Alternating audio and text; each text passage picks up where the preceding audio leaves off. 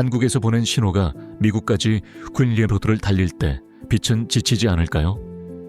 사실 유리선 안의 빛은 수십 킬로미터만 가도 힘을 잃고 사라집니다.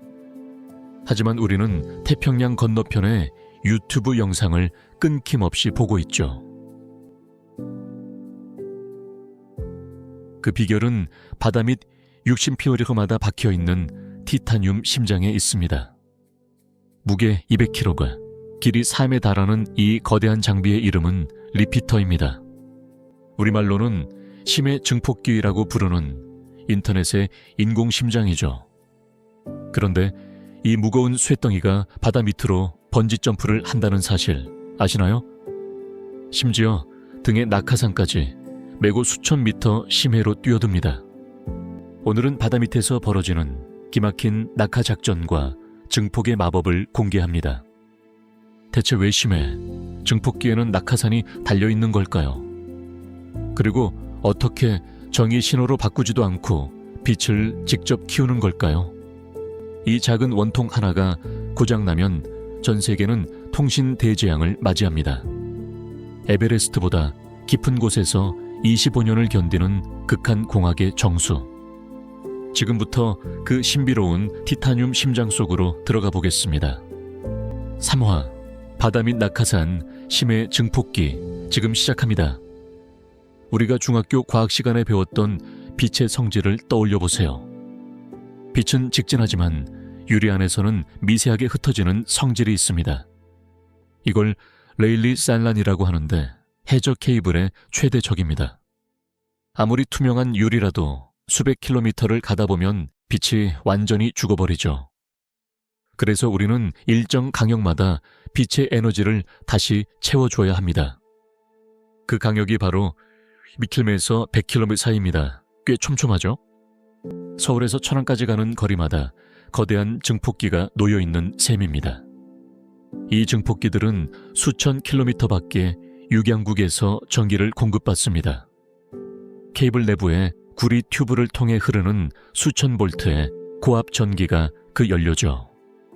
만약 육지에서 전기를 끊으면 바다 밑의 모든 심장은 멈추게 됩니다. 하지만 전기가 들어온다고 해서 바로 증폭이 되는 건 아닙니다. 과거에는 빛 신호를 전기로 바꾸고 다시 빛으로 쏘는 복잡한 과정을 거쳤죠. 하지만 이 방식은 속도가 너무 느리고 부품도 많이 들어가 고장이 잦았습니다. 심해 8,000m에서 고장난다. 그건 곧 수백억 원의 수리비를 의미합니다. 그래서 인류는 혁명적인 물질 하나를 찾아냈습니다. 바로 에르뷸입니다. 이름도 생소한 이 히토류 원소가 현대 인터넷의 마법 지팡이입니다. 이제 빛을 전기로 바꾸지 않고 빛으로 빛을 키우는 시대가 열린 거죠. 이 놀라운 EDFA 기술의 원리는 2막에서 본격적으로 해체해 보겠습니다. 하지만 그 전에 이 장비가 바다 밑에 어떻게 놓이는지부터 봐야 합니다. 수심 5,000m 아래로 이 200kg짜리 쇳덩이를 그냥 던진다면 어떻게 될까요? 케이블은 팽팽하게 당겨지고 증폭기는 제자리를 잡지 못해 망가질 겁니다. 그래서 등장한 것이 바로 심해용 낙하산입니다. 증폭기가 배 뒤편으로 떨어지는 순간 이 낙하산이 촥 펼쳐집니다. 물의 저항을 이용해 증폭기의 하강 속도를 케이블이 풀리는 속도와 맞추는 거죠. 덕분에 증폭기는 아주 우아하고 안전하게 심해 바닥에 착륙합니다. 바닷속에서 낙하산이라니 정말 기발하지 않나요? 이 기술 덕분에 인류는 수천 킬로미터의 선을 단선 없이 연결할 수 있었습니다. 하지만 부드러운 착륙보다 더 중요한 건 절대적인 보호입니다. 증폭기 내부의 미세한 렌즈와 레이저는 아주 작은 충격에도 어긋날 수 있죠. 그래서 이 리피터는 지구상에서 가장 단단한 금속 중 하나로 감싸집니다. 바로 티타늄 합금입니다. 우주선이나 잠수함을 만드는 그 금속이죠. 800기압의 압력도 바닷물의 부식도 이 티타늄 성벽은 끄떡없습니다. 이제 이 무적의 성벽 안에서 벌어지는 빛의 연금술을 살펴볼까요? 전기를 쓰지 않고 신호를 키우는 EDF의 비밀이 곧 공개됩니다. 현대 문명을 지탱하는 이 작은 원통에 경이로운 세계로 더 깊이 들어갑니다. 사실 리피터의 증가는 단순히 신호를 키우는 데 있지 않습니다. 수천 가닥의 데이터를 실시간으로 정렬하고 잡음을 걸러내는 역할도 하죠. 에르비움 이온이 자극을 받으면 들어온 신호와 똑같은 파장의 빛을 복제해냅니다. 이 과정이 60km마다 반복되기에 지구 반대편의 라이브 방송을 지연 없이 봅니다. 어떻게 전기도 없는 심해에서 이런 정밀한 작업이 가능한 거야? 정의는 있습니다. 케이블 내부에 구리선이 8만 볼트 이상의 구압을 실어 나르니까요. 이 엄청난 전력은 심해 증폭기의 레이저를 가동하는 연료가 됩니다. 해저 증폭기는 케이블로 공급받은 전력으로 약 25년 운용을 목표로 합니다. 이 작은 기계가 멈추면 전 세계 금융망의 수조 달러가 공중에 붕 뜹니다. 자, 이제 진짜 심해의 생존 본능이 무엇인지 확인해 볼까요? 바다 미딜 60km마다 놓여있는 미먼키리의 티타늄 심장, 리피터입니다. 수천 킬로미터를 달려오며 지친 빛 신호를 다시 펌프질해주죠. 그런데 이 무거운 장비를 받아 밑바닥에 어떻게 안전하게 내릴까요? 그냥 던졌다간 케이블이 무게를 못 이기고 뚝 끊어져 버립니다. 그래서 리피터는 등에 낙하산을 메고 바다로 뛰어듭니다. 물속에서 펼쳐진 낙하산이 가라앉는 속도를 아주 천천히 조절하죠. 케이블이 풀리는 속도와 딱 맞게. 이것이 심해 포설의 핵심 공학입니다. 덕분에 수조 원짜리 데이터길은 단선 없이 바닥에 안착합니다. 이 티타늄 심장 안에는 더 놀라운 빛의 마법이 숨어 있습니다. 빛을 전기로 바꾸지 않고 직접 키우는 에르비움 기술이죠. 이 기술은 대륙간 광신호가 먼 거리를 이동하도록 돕습니다. 800기압의 심해에서 25년 동안 고장 없이 작동해야 하는 운명. 만약 하나라도 멈추면 전 세계 금융 거래는 그 즉시 중단됩니다. 보이지 않는 곳에서 우리 일상을 지키는 해저 통신 기술의 결정체입니다. 심해 증폭기의 비밀, 국제통신망은 이렇게 유지되고 있습니다. 이제 리피터의 단단한 티타늄 껍데기를 열고 그 안을 들여다보겠습니다. 그 중심에는 머리카락만큼 얇은 광섬유가 칭칭 감긴 코일이 있습니다. 이 섬유에는 에르비움이라는 특별한 이온이 골고루 섞여 있죠. 이 에르비움 이온들이 외부에서 들어온 펌프 레이저의 에너지를 흡수합니다. 에너지를 꽉 채운 이온들이 대기 상태에 있다가 약해진 신호광을 만납니다. 신호광이 지나가는 순간 이온들은 가지고 있던 에너지를 한꺼번에 쏟아내죠. 신호는 왜곡 없이 원래 모습 그대로 수십 배 더 밝게 증폭됩니다. 이것이 바로 유도 방출 원리를 이용한 EDFA 기술의 핵심입니다. 정의 변환 없이 광신호를 증폭해 지연과 시스템 복잡성을 줄입니다. 덕분에 우리는 대륙 사이를 오가는 엄청난 데이터를 실시간으로 처리하죠. 하지만 이 예민한 장비를 위협하는 빌런은 바다 밑바닥에도 존재합니다. 지각 변동으로 인한 해저 지진이나 거대한 저탁류가 그것입니다. 그래서 리피터 내부에는 충격을 감지하는 가속도계가 내장되어 있습니다. 조금이라도 흔들림이 감지되면 즉시 육상의 관제 센터로 보고하죠. 나 지금 공격받고 있어. 빨리 확인해줘. 라고 외치는 셈입니다.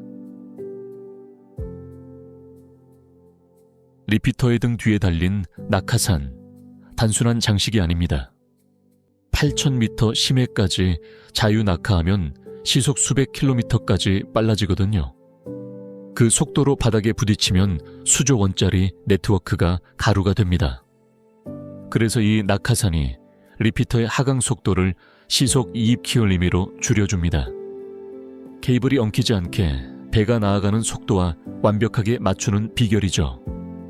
이 우아한 착륙 작전은 한치의 오차도 허용되지 않는 첨단 제어의 산물입니다. 안전하게 안착한 리피터는 이제 빛의 연금술을 시작합니다. 전기를 빛으로 바꾸는 구식 방식은 이제 잊으세요. 에르뷴 이온이 빛을 직접 먹고 더 큰 빛을 뱉어내는 마법 같은 기술. 덕분에 우리는 지구 반대편의 라이브 방송도 끊김없이 시청합니다. 육상 송수신 장비를 바꾸면 기존 케이블의 용량도 높일 수 있습니다. 선을 새로 깔지 않고 육상 장비만 바꿔도 데이터 고속도로가 넓어지죠. 이 오픈 케이블 기술이 AI 시대의 엄청난 트래픽을 감당하는 힘입니다. 보이지 않는 곳에서 벌어지는 인류 문명의 위대한 생존 전략. 바다 및 낙하산, 그것은 인터넷을 향한 인류의 가장 정교한 배려입니다. 우리는 지금까지 리피터가 어떻게 빛을 키우는지 배웠습니다. 하지만 성능보다 더 중요한 건 신뢰성입니다. 바다 밑에서 고장이 나면 수리선을 부르고 케이블을 건져 올려야 합니다. 이 과정에만 수십 일이 걸리고 비용은 상상을 초월하죠. 그래서 모든 심해 증폭기는 25년 무고장을 목표로 설계됩니다. 내부의 모든 부품은 최소 2배 이상의 여분을 갖춘 리던던시 구조입니다. 하나가 죽어도 다른 하나가 살린다는 철저한 생존 본능인 셈이죠. 또한 최근에는 오픈 케이블이라는 기막힌 기술이 도입되었습니다. 과거에는 선과 리피터, 육상 장비를 한 회사 제품만 써야 했습니다. 하지만 이제는 육상 장비만 최신형으로 바꿔도 용량이 비약적으로 늘어납니다. 정확한 증설폭은 광섬유와 장비 설계, 신호 품질에 따라 달라집니다. 이 덕분에 빅테크 기업들은 막대한 비용을 아끼며 데이터 패권을 쥐었습니다. 구글과 아마존이 바다 밑에 진짜 주인이 된 숨은 공로자가 바로 이 기술입니다. 인류의 데이터는 이제 단순한 통신을 넘어 기업의 자산이 되었습니다. 자, 이제 이 완벽한 장비들도 견딜 수 없는 바다 위의 현실을 알아볼까요? 기존 케이블도 육상 장비 업그레이드로 용량을 높일 수 있습니다. 선을 새로 깔지 않아도 바다 밑 티타늄 심장만 업그레이드하면 됩니다. 전기를 빛으로 바꾸지 않고 직접 키우는 에르뷴의 마법이죠. 800기압의 심해에서 25년을 버티는 이 장비는 단 1초도 쉬지 않습니다. 해저 증폭기 고장은 해당 케이블 구간의 용량과 연결 안정성에 큰 영향을 줍니다. 모든 부품을 이중으로 설계해 생존력을 극대화한 해저통신 기술의 결정체. 이제 바다는 단순한 통로가 아니라 기업의 거대한 데이터 자산입니다. 연약한 빛을 대륙 너머로 밀어주는 보이지 않는 영웅, 심해 증폭기. 바다 밑바닥에 박힌 티타늄 성벽이 우리 문명을 지탱하고 있습니다. 하지만 아무리 장비가 좋아도 결국 이걸 옮기는 건 사람의 몫입니다.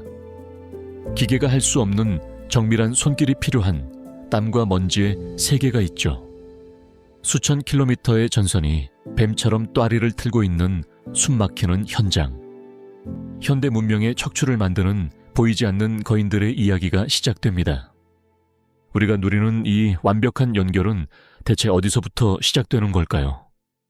심해의 혈맥을 잇는 거대한 연대기, 다음 에피소드에서 확인하세요. 인류는 이제 심해 증폭기라는 인공심장을 통해 지구를 하나로 묶었습니다.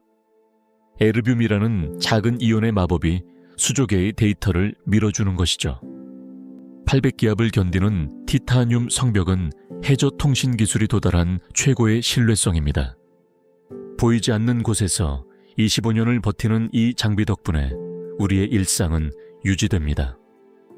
공간을 지우고 시간을 단축한 이 작은 원통은 현대 문명의 진짜 영웅입니다. 하지만 이 완벽한 기계들도 결국 사람이 옮겨야 비로소 가치를 갖습니다. 이제 우리는 바다 밑바닥을 떠나 이 선들의 출발지인 배 위로 올라갑니다. 첨단 기술의 집약체인 케이블이 사실은 배 안에서 사람의 손길을 기다립니다. 21세기의 데이터는 왜 여전히 수천 년 전의 방식처럼 배에 실려야 할까요? 국제통신망을 잇는 거대한 발, 그 내부에서 벌어지는 기상천외한 풍경, 현대 문명에 보이지 않는 공급망, 그 뜨거운 요람 속으로 여러분을 초대합니다. 다음 시간에는 축구장 3배 크기, 거대 포설선 내부를 낱낱이 공개합니다. 4,000km의 케이블을 뱀처럼 감아넣는 장인들의 숨막히는 수작업 방식, 전세계 단 62척뿐인 포설선의 희귀한 내부 구조와 노후화 위기 실태까지. 다음 편, 배 안의 뱀, 포설선 내부에서 이어집니다.